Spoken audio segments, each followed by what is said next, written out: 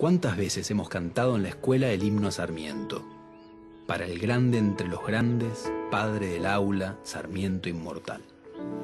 Pero Sarmiento, además de haber sido el padre del aula, fue un escritor destacado, un periodista perseguido, militar y presidente. Fue un político con opiniones terribles y polémicas. Y el pensador de un modelo de país que no ocurrió. Sarmiento fue un intelectual que encendió y sigue encendiendo numerosas controversias. Domingo Faustino Sarmiento nació el 15 de febrero de 1811 en la ciudad de San Juan, centro de una región que había sido próspera durante el período colonial, pero que a fines del siglo XVIII había sufrido la crisis de la agricultura de la vid, que no pudo competir con los vinos que se importaban de España. Así, cuando Sarmiento llegó al mundo, la ciudad se había empobrecido significativamente.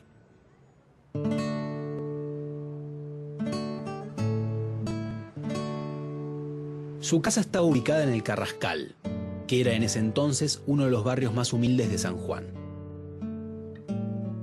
Aprendió a leer a los 4 años y a los 5 empezó a ir a la escuela.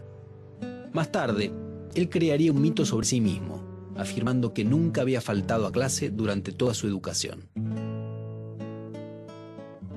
Su madre, Paula Albarracín, quiso que estudiara para ser sacerdote. Él se negó e intentó conseguir una beca para ir a la principal escuela de Buenos Aires, que en esa época se llamaba Colegio de Ciencias Morales. No pudo obtenerla y permaneció en San Juan. Por lo tanto, no tuvo una educación formal importante, lo que se transformaría para él en un estigma contra el cual lucharía durante toda su vida.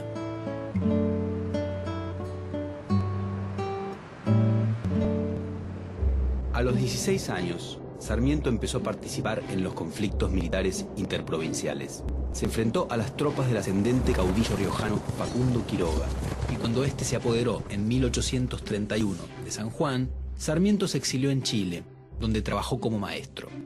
Se enamoró de una alumna y tuvo con ella una hija, llamada Ana Faustina. Volvió a San Juan en 1836 y fundó el periódico El Sonda.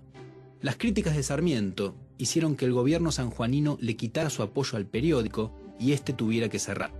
Enfrentado con los federales, y en particular con el proyecto político del gobernador de Buenos Aires, Juan Manuel de Rosas, Sarmiento se fugó otra vez a Chile en 1840. Al partir, escribió en un lugar llamado Los Baños de Sonda, Las ideas no se matan. En Chile se casó con Benita Martínez Pastoriza, adoptó a su hijo Dominguito y empezó a conseguir prestigio como periodista. El gobierno chileno lo envió en 1845 a recorrer diversos países europeos y americanos para que estudiara diferentes sistemas educativos. En el libro Viajes, vertió sus impresiones y publicó también una obra sobre educación popular. Vuelto a Chile, siguió combatiendo a Rosas desde distintos periódicos. Cuando se organizó la Gran Alianza contra Rosas, Sarmiento se sumó a ella y estuvo en la Batalla de Caseros, que puso fin al régimen rosista en 1852. Sarmiento participó activamente en la agitada vida política de los años que siguieron a ese momento. En 1862 fue elegido gobernador de San Juan, pero renunció a los 2 años por diferencias con el gobierno nacional. En 1864, el presidente Bartolomé Mitre lo nombró ministro plenipotenciario argentino en Estados Unidos. En su ausencia, fue propuesto como candidato a la presidencia de la nación por grupos rivales a Mitre y fue elegido para el período 1868-1874. Al dejar el poder, siguió vinculado a actividades públicas. Fue director general de escuelas de la provincia de Buenos Aires en 1875 y más tarde senador por la provincia de San Juan. En 1879 fue por muy poco tiempo ministro del Interior y luego fue superintendente general de escuelas del Consejo Nacional de Educación. En 1888 se trasladó a Paraguay para evitar el invierno de Buenos Aires. Murió allí el 11 de septiembre.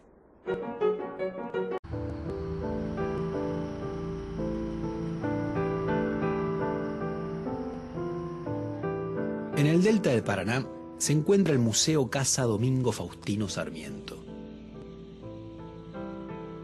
Ubicado exactamente sobre el río que hoy lleva su nombre. Es una casa que Sarmiento construyó para tener un lugar de retiro durante sus estadías en Buenos Aires. Actualmente la rodea una estructura de vidrio para protegerla de las inclemencias del tiempo.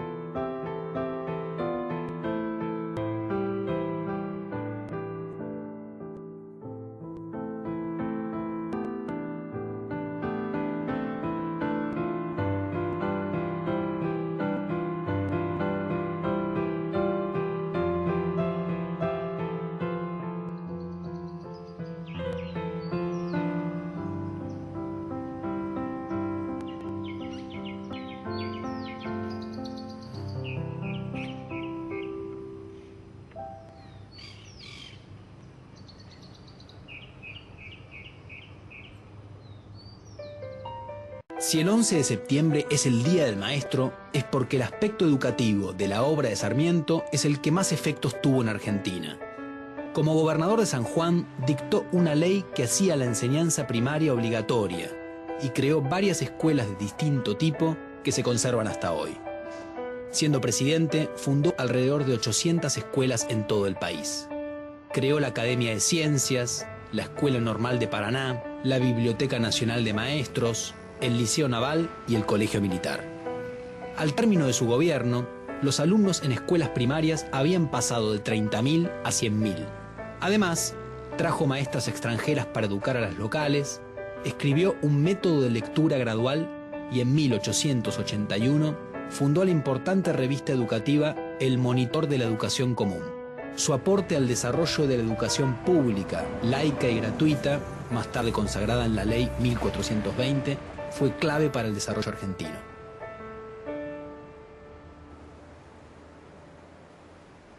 Muchas veces juzgamos a nuestros próceres. Buscamos que sean puros, intachables, magníficos. Personas así no existen ni existieron. Sarmiento despreciaba todo lo popular, de una manera que en la actualidad sería inaceptable, y ayudó a crear un orden que preservaba los intereses y el poder de las élites argentinas. El sistema educativo que él impulsó contribuyó a ese orden. Pero ese sistema educativo permitió a la vez el progreso del país.